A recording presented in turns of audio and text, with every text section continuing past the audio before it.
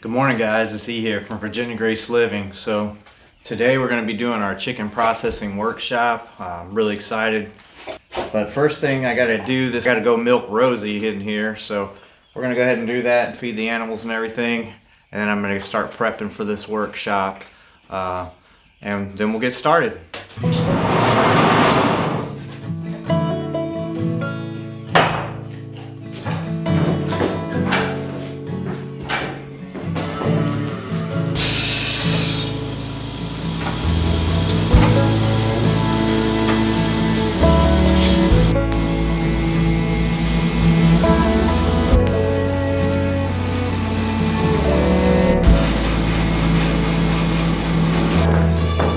Some days are good, some years are not.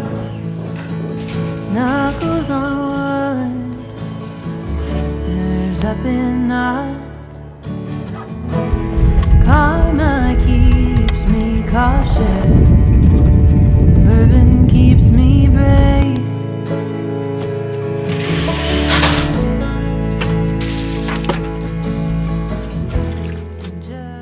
Out of the lens. Alright, so this has a little, I have it built to where it's about half of it opens up. So it don't matter, you can just grab any one of them. When you grab a chicken, you want to grab them by that, you want to keep their wings down, right? You get their wings down like that and it calms them down, right?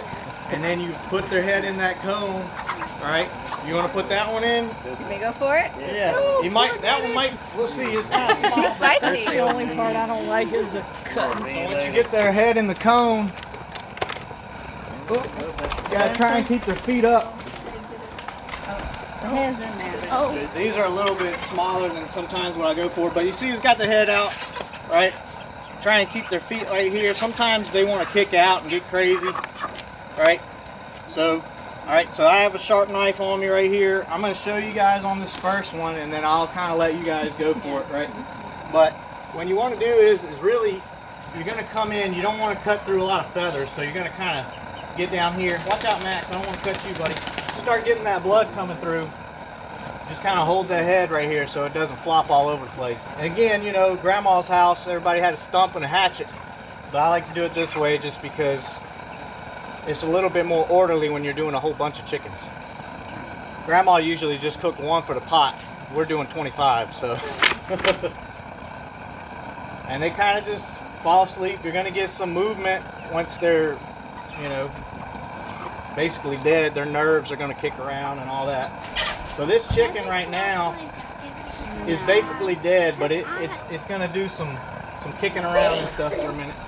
And we're gonna let it settle down right there for a second. 147. Alright, that one might be getting a little hot now. We might have to turn the burner off for a second. 149. Alright, so we'll cut these burners off for a second. So I'm gonna let this one just hang out for just a minute. What you don't want to do is put it in there too early because it'll flop hot water all over you, and I've had that happen, so it's not a lot of fun. Once we get going, we'll kind of get into a rhythm of, you know, different parts, right? So this first one, I'm kind of taking the time so we can go through. Don't mind him. He'll eat legs and feet and everything else. We're ready to start scalding the chickens now, right? Now what I'm going to do is put it in there, and you really kind of have to agitate it around, right? So that all that water covers all the different surfaces, right? And I'll check it to see. Once you start being able to pull these wing feathers out fairly easy, then it's usually good. And then if you can kind of swipe and these come off the leg, then it's time to start plucking.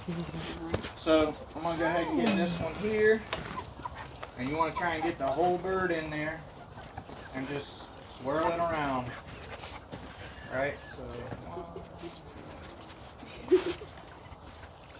I'll do this for about 45 seconds. Alright, so let's check the swipe here. Start swiping those off. See that? Just starts coming off fairly easily. Check these wing feathers. They pull out, right?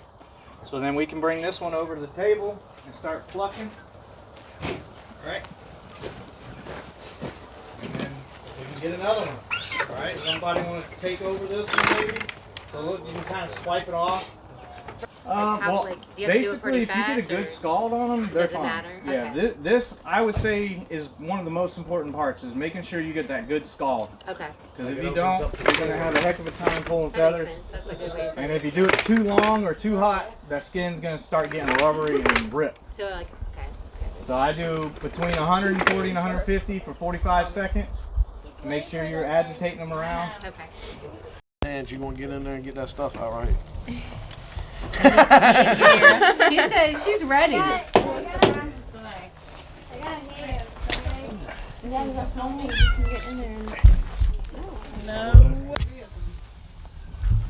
Max said he's taking the chicken food. He's taking the whole chicken. Yeah. He's like, I have the feet. I know there's better stuff in there somewhere. Okay, I need you one more time. All right. So then you said from the front, what am I So I grabbing actually this way? think you got that. So this is the crop. So Okay. you did it perfect because you got all of it in one little swoop there. So, Okay. so you're good. I'm gonna go ahead and kind of separate this. So this is the gallbladder right here, Okay. and you can usually yank it off without it busting like that. And then there's a heart and livers there, and then you got your gizzard right here. If you we want to cut that cut out? that and then split it, and then you got to get all that gritty stuff out. Okay. And then rinse it.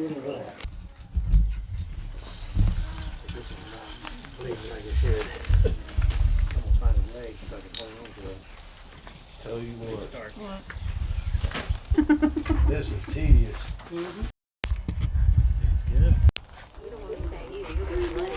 Oh, dang, that guy got out too? Squeeze through there. Like hand it to you? Yeah. That's Milo. Milo. Yeah. Oh, here comes. Trying to get a little piece of each part of it, and then I'll put it together. Here and then his egg. Back. Those It's are all his back ladies, there. and these are, yeah.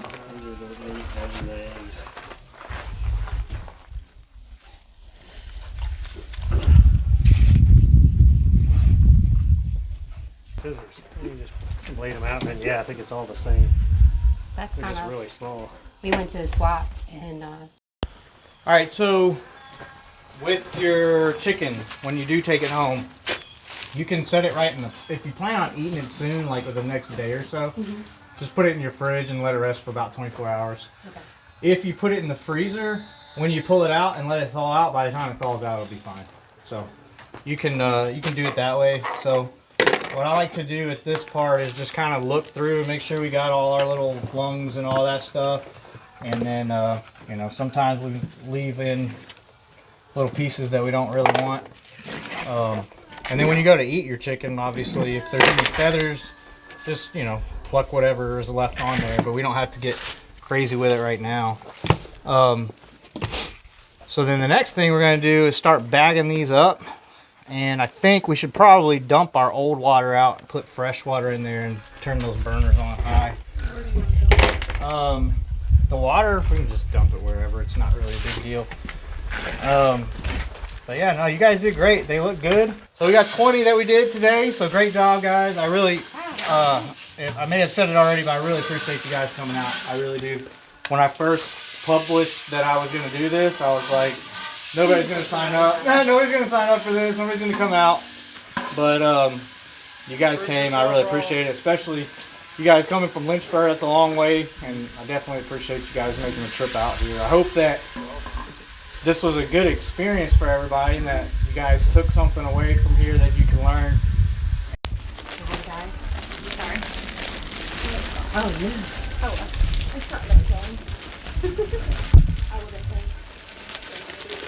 You can hold the bag. I'll touch the bird.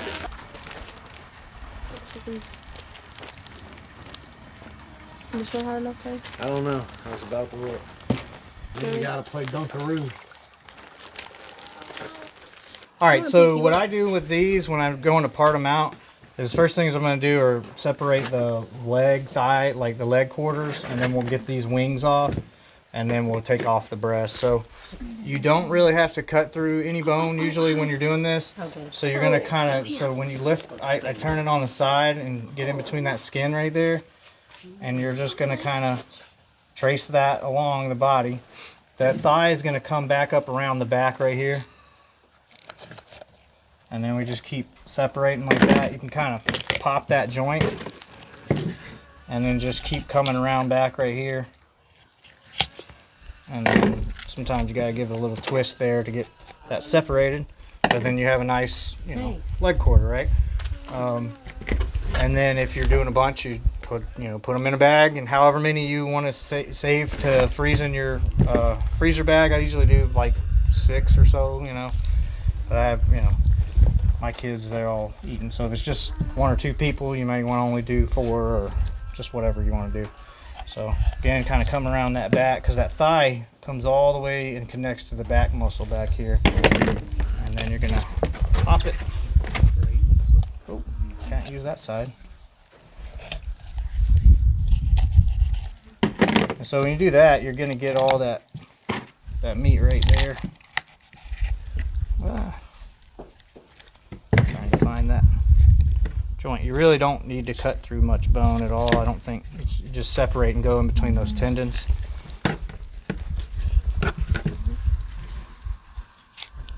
And that's a good piece of meat. Well guys, this pretty much closes out the video. So had a great turnout, had a great participation from all the folks that showed up. I really just want to say thank you for everybody that showed up today. It went better than I could expect. So I think a lot of that has to do with the folks that came out. We had a great time going through all the chicken processing pieces that we went through.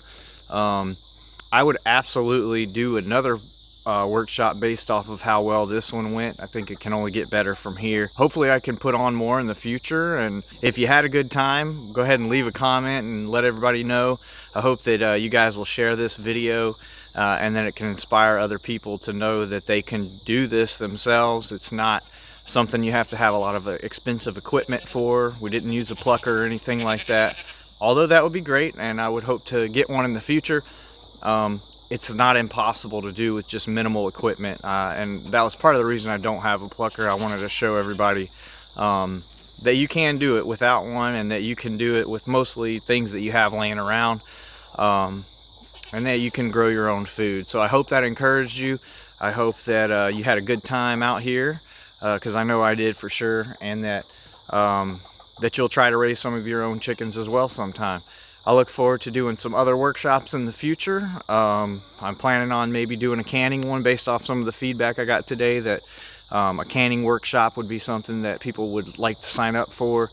I am butchering my own pigs this time without a workshop, but in the future I may offer something like that as well. Just depends on how well I do that, and if I feel like that's something I could teach and share with others.